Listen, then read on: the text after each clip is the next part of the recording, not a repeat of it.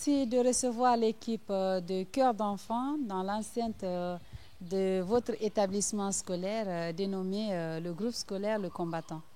Avec plaisir, madame. Et ça fait plaisir de reprendre déjà la production pour Cœur d'enfant, puisque avec la pandémie du coronavirus, on a passé vraiment quelques semaines de repos obligatoire avec cette lueur d'espoir qui pointe à l'horizon.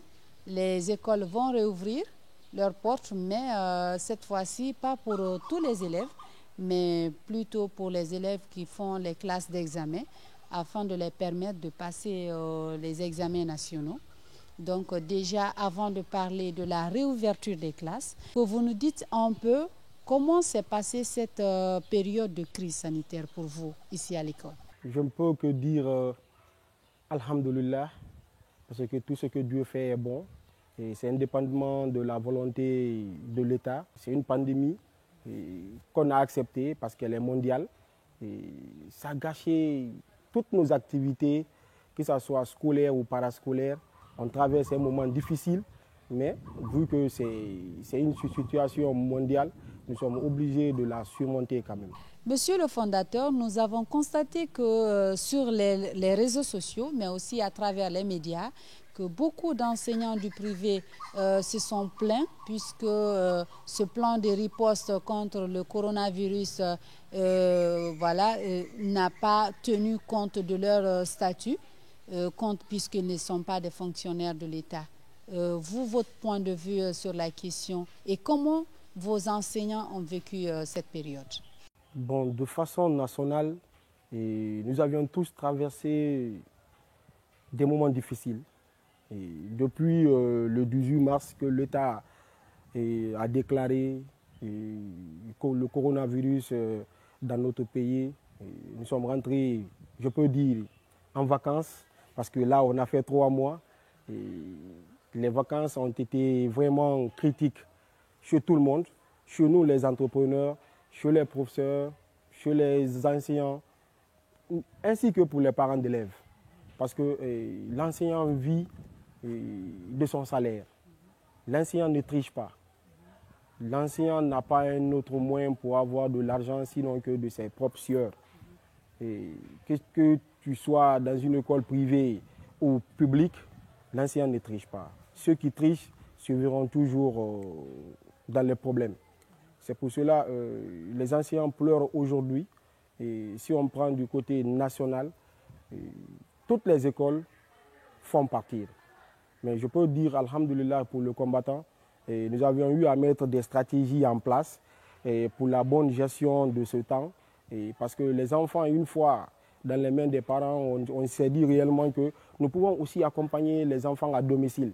J'ai appelé mes adjoints et on a tablé là-dessus. On a trouvé réellement un terrain d'entente avec les enseignants. Mais cela a trouvé qu'on a fini avec le mois de mars. Le mois de mars que le combattant a payé à 100% pour tous les professeurs et les membres de la direction. Ah, félicitations déjà. Merci, merci. Et les enseignants étaient maintenant dans l'esprit de l'école et tout ce qui venait maintenant de la part de la direction et de la fondation étaient les bienvenus chez les professeurs. Et on a mis un groupe d'enseignants en place pour gérer les enseignants sur la page de l'école et on communiquait beaucoup sur nos propres comptes. On communiquait beaucoup aussi et par rapport aux exercices et les résumés, on donnait aux enfants et aux parents d'élèves pour réviser à la maison. Mes professeurs et mes enseignants allaient même dans les foyers pour encadrer les enfants, pour voir réellement le niveau d'évolution des enfants pour ne pas qu'ils désapprennent. Ça fait 2 semaines de cela, voilà.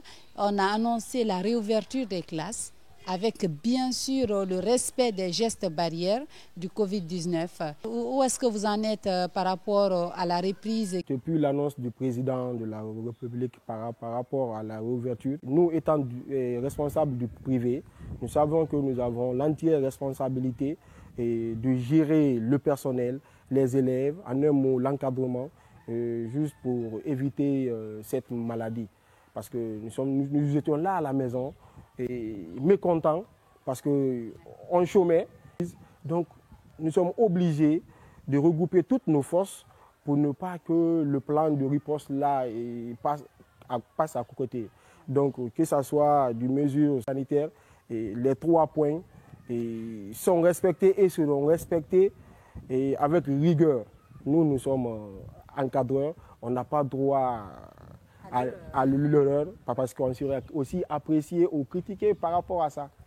Donc le combattant sera un exemple dans le système éducatif. Tout à fait. Vous contribuez énormément au bien-être et à l'éducation des enfants ici, puisque personnellement, à travers mon ONG, vous avez reçu gratuitement des enfants non scolarisés, mais qui n'avaient vraiment pas dépassé l'âge d'être scolarisés, 101 francs. Je vous dis, aimables téléspectateurs, c'est le moment de le remercier. Nous tendons vers la fin de cette émission, Cœur d'enfant de Kolo Matin. Merci en tout cas pour tout ce que vous faites pour l'éducation des enfants.